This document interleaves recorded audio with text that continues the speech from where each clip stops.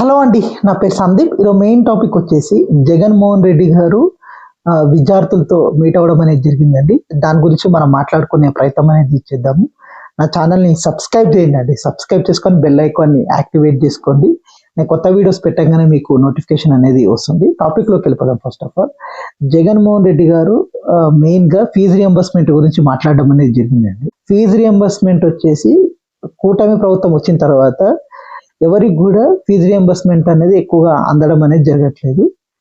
దీనివల్ల కాలేజ్ వాళ్ళు స్టూడెంట్స్కి ఏదో సర్టిఫికేట్స్ అనేది ఎవరు ఇవ్వట్లేరండి. ఇది మెయిన్ ప్రాబ్లం. ఇది ఏపీలో మాత్రమే కాదు, తెలంగాణలో కూడా 2020 నుంచి అండి, కేసీఆర్ గవర్నమెంట్ ఉన్న దగ్గర నుంచి కూడా ఇక్కడ ఫీజు రియంబర్స్మెంట్ అనేది విద్యార్థులకు అనేది రావట్లేదు. చాలా మందికి సర్టిఫికేట్స్ అనేది కూడా రావట్లేదు. ఇది మెయిన్గా రెండు ప్రభుత్వాలు కూడా చూసి యుద్ధ ప్రాతిపదికన ఈ ప్రాబ్లమ్ని సాల్వ్ చేయాలని కోరుకుంటున్నాను. ఎందుకు అంటే దీనివల్ల ప్రజల్లో కూడా ఈ వ్యతిరేకత వచ్చే అవకాశం అనేది ఎక్కువగా ఉంటుంది. మనం చాలామంది కాలేజెస్ వచ్చేసి మేము ఫీజు రియంబర్స్మెంట్తో అయితే మేము అడ్మిషన్ తీసుకోము అనే విషయాన్ని కూడా చెప్తున్నాం. మొత్తం అమౌంట్ కడితేనే మేము సర్టిఫికేట్స్ ఇస్తామనే విషయాన్ని కూడా చెప్తున్నాం.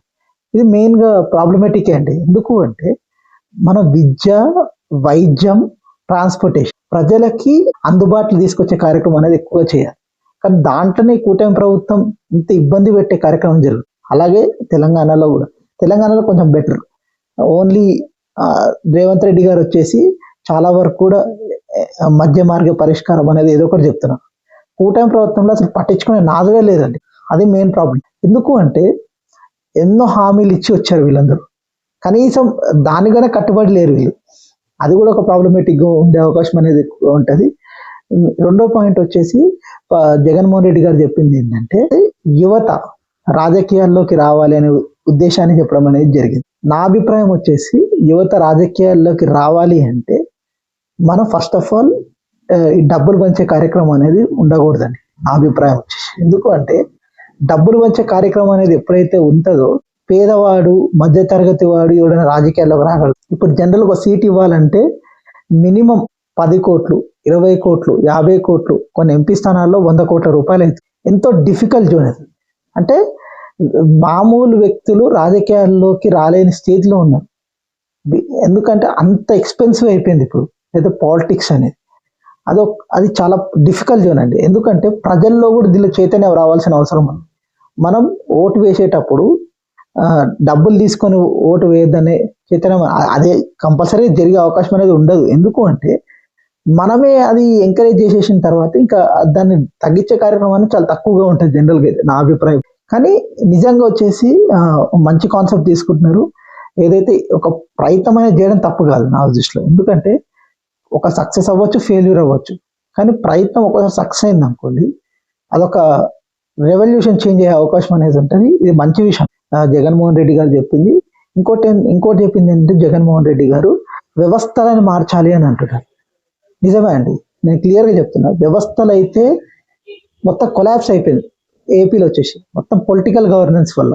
ఎందుకు అంటే మొత్తం కూడా ఒక ఎమ్మెల్యే చెప్పే స్టేజ్లో మొత్తం అధికారులు వినే స్టేజ్కి వచ్చేసిన తర్వాత ఇంకా లా అండ్ ఆర్డర్ ఏం కంట్రోల్లో ఉంటుంది, ప్లస్ ఎవరైనా ఎవడి మాట ఎవరెందుకు వింటాడు ఈ స్టేజ్కి వచ్చేసింది. రెండో థింగ్ వచ్చేసి వ్యవస్థని మార్చాలి అంటే ఫస్ట్ థింగ్ వచ్చేసి మన కరప్షన్ని కంట్రోల్ చేయాలి. అప్పుడే వ్యవస్థ మారుతుంది. ఇప్పుడు మొన్న ఎవరు ఈ పవన్ కళ్యాణ్ గారు విమర్శించారు కదా, ఆయన పేరు జయసూర్య. ఆయన ఏదో గొప్పోడైనట్టు, ఆయనకి ఏదో వచ్చినట్టుగా చెప్తుంది. ఆయన ఇంతకుముందు మంచి వ్యక్తి అయిండొచ్చు, ఏం తప్పట్లేదు ఆయన. కానీ ఆయన ఇప్పుడు ఎంకరేజ్ చేయట్లేదని గ్రౌండ్లో నిజం చెప్పండి, వాళ్ళ గుండె మీకు చేసుకొని చెప్పమని ఆయన పేకాటని ఎంకరేజ్ చేస్తున్నారు, ఆ మద్యం షాపుని ఎంకరేజ్ చేస్తున్నారు. లా అండ్ ఆర్డర్ ఇష్యూస్ వస్తున్నా కానీ ఆయన ఏం పట్టించుకోరు. ప్లస్ ఇంకొక విషయాన్ని కూడా చెప్తున్నాను, విచ్చలవిడిగా బెల్ షాపులు పెట్టినారు గ్రౌండ్లో.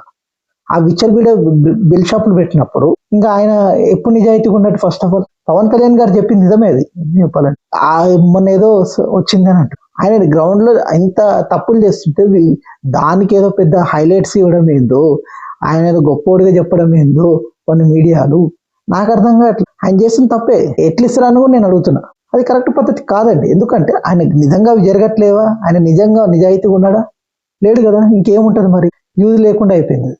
అంటే ఇన్ఫ్లుయెన్స్ వల్ల తెప్పించుండొచ్చేమో ఆయనకి అవార్డు, అంతే తప్ప బేసికల్గా నా అభిప్రాయం అయితే ఇప్పుడు కూడా చేంజ్ అయ్యే అవకాశం లేదు. ఎందుకంటే గ్రౌండ్లో ఆయన ఎక్కడన్నా ఆపుతున్నాడా? ఆయన డిఎస్పీఏగా. ఆయన ఎక్కడ పెళ్లి షాపులు ఉన్నాయని ఆయన తెలుసు, ఎక్కడ నాగినాయా? ఇంక కల్తీ మద్యం అమ్ముతున్నారు, ఎక్కడ నాగిందా? పేకాట క్లబ్స్ ఉన్నాయి, ఎక్కడ నాగిందా?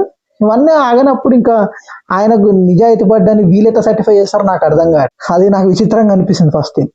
ఇవన్నీ కూడా మారాలి అంటే మనం మొండిగా నిలబడాలి.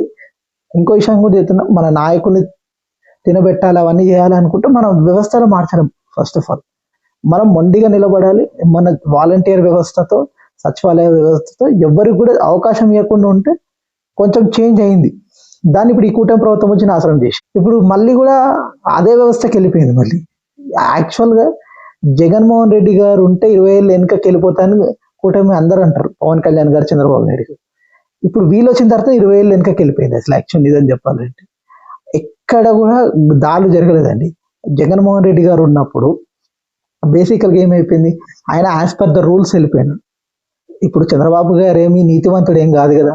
ఆయన నిజంగా కూడా కరప్షన్ చేయకపోతే, ఇప్పుడు స్కిల్ కేసులో ఆయన కరప్షన్ చేశాడు, అతను నిజంగా సాక్ష్యాలు కూడా ఉన్నాయి. ఆయన ఇప్పుడు బయట ఉండడానికి కారణం ఏంటిది? మెయిన్గా హెల్త్ ఇష్యూస్ వల్ల ఆయన బయటకు వచ్చినాడు, బెయిల్ మీద వచ్చినాడు. అంతేగాని ఆయన తప్పు చేయలేదని ఎవడు అంటలేడు కదా. తప్పు చేయడం అనేది జరిగింది. జగన్మోహన్ రెడ్డి గారు చేసింది ఏంటంటే యాజ్ పర్ లీగల్గా వెళ్ళడం అనేది జరిగింది. సాక్ష్యాధారాన్ని సేకరించి అరెస్ట్ చేయించే కార్యక్రమం జరిగింది. అంతే తప్ప దాని కక్ష కూడా ఉండొచ్చు, అన్నీ ఉండొచ్చు, కానీ నిజంగా సాక్ష్యాలు ఉన్నాయి కదా. సాక్ష్యాలు లేకుండా చేయడానికి కూడా అవకాశం లేదు. ఇప్పుడు కూటమి ప్రభుత్వం ఏం చేస్తుంది, దానికి ఆపోజిట్ చేస్తుంది. సాక్ష్యాలు ఉన్నా లేకపోయినా లోపలేసేస్తుంది. అది చాలా డేంజర్ అండి, డెమోక్రటికల్లో డేంజర్. ఎందుకంటే అధికారం చేంజ్ అయినప్పుడల్లా ప్రాబ్లమేటిక్ వచ్చే అవకాశం ఉంటుంది, గుర్తుపెట్టుకోండి. ఎందుకంటే అధికారం చేంజ్ అయినప్పుడు ఇవే ఉన్నాయి, రేపు వాళ్ళు కూడా ఇలాంటివే చేస్తారు కదా. కొత్త సాంప్రదాయాన్ని మనం కూడా లేపుతున్నాం కదా. ఇదేం మారే అవకాశం అనేది ఏమి ఉండదు కదా. ఫ్యూచర్లో వాళ్ళు కూడా అదే చేస్తారు, అది గుర్తుపెట్టుకోండి ఫస్ట్ థింగ్. ఇంకొక విషయాన్ని కూడా నేను చెప్తున్నా, ఎప్పుడూ కూడా మనం ట్రాన్స్పరెన్సీ పాలన ఇస్తేనే మనం వ్యవస్థలను మార్చగలం తప్ప, మెయిన్గా వచ్చేసి జగన్మోహన్ రెడ్డి గారు మెడికల్ కాలేజ్ల గురించి చెప్పడం అనేది జరిగిందండి. మెయిన్గా ఈ కూటమి ప్రభుత్వం వచ్చేసి పీపీపీ సిస్టమ్కి అనేది ఇచ్చేయడం అనేది జరిగిందండి. కోర్టు కూడా చెప్పేయడం అనేది మీ ఇష్టం, అది ఏదైనా చేసుకోండి అనే విషయాన్ని కూడా కోర్టు కూడా చెప్పడం అనేది జరిగింది. ఫస్ట్ థింగ్ వచ్చేసి ప్రజలకి ఒక మెడికల్ సీట్ అండి ఎంత కాస్ట్లీ తెలియదు కాబట్టి ప్రజలు ఎవరు కూడా ధర్నాలు చేయట్లేదు నాకు.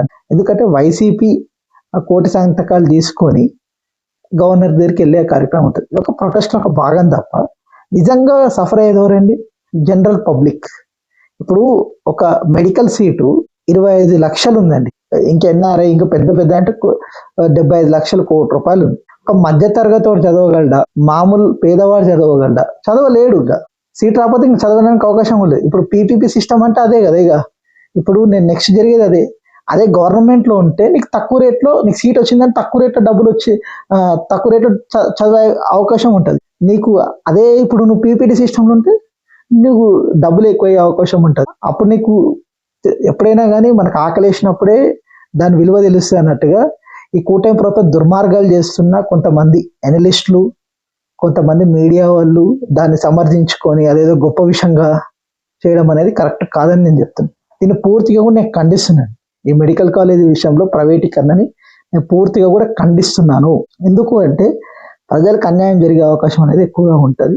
ఇదే అండి నా ఇన్ఫర్మేషన్. కానీ మీకు నచ్చినట్టయితే నా ఛానల్ని సబ్స్క్రైబ్ చేయండి. సబ్స్క్రైబ్ చేసుకొని బెల్ ఐకాన్ని యాక్టివేట్ చేసుకోండి. లైక్ చేయండి, షేర్ చేయండి, కామెంట్ చేయండి.